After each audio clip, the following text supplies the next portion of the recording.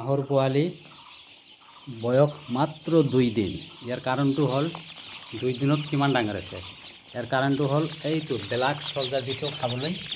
এইটো ব্লেক চলজাৰ খাইছে, এইবিলাক তেনেকুৱাই খাইছে ব্লেক চলজাৰ। এই ব্লেক চলজাৰটো খালে 40 দিনত 2 কিলো ওজন হয় হাঁহ।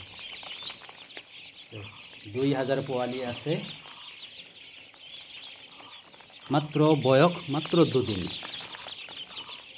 2 দিনতে কিমান ডাঙৰ হৈছে বিশ্বাসে নকৰিব।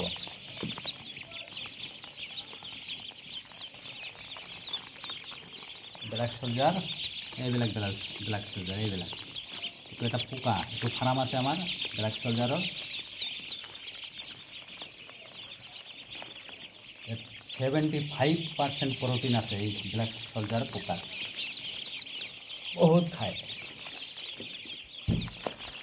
দেখাই আছোঁ আমি ক'ত পুহি আছোঁ ব্লেক চলজাৰ। ইয়াতে ব্লেক চলজাৰ পুহি আছোঁ।